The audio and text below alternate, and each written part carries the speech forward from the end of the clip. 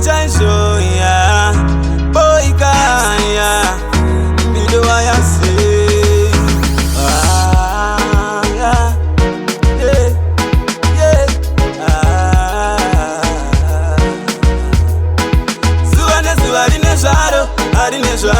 Arine zwaro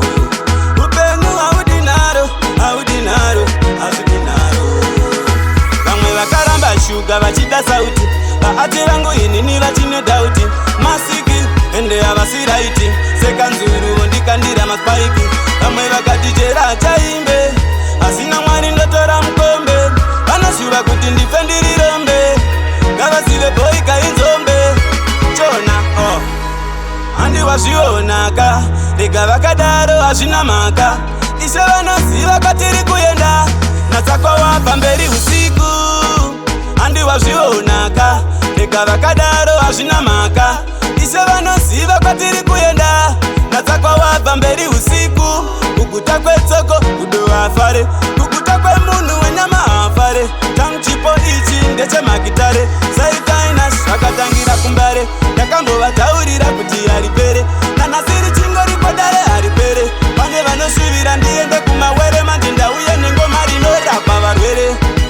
handi wazvionaka rega vakadaro hazvina mhaka ise vanoziva kwatiri kuenda natsakwa wabva mberi usiku handi wazvionaka rega vakadaro hazvina mhaka ise vanoziva kwatiri kuenda natsakwa wabva mberi usiku vamwe vakaramba shuga vachida sauti vaati vangu inini vachine dauti masiki ende havasiraiti sekanzuru ndikandira maspaiki vamwe vakatijera chaimbe asina mwari ndotora mukombe vanoshuva kuti ndife ndirirombe ngavazive boika inzombe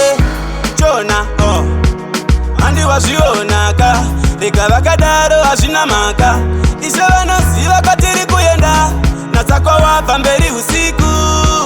handi wazvionaka rega vakadaro hazvina mhaka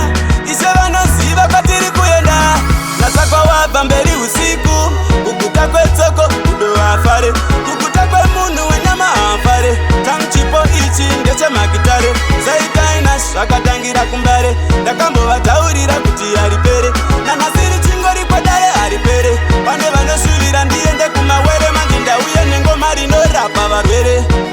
handi wazvionaka rega vakadaro hazvina mhaka ise vanoziva kwatiri kuenda natsakwa wabva mberi usiku handi wazvionaka rega vakadaro hazvina mhaka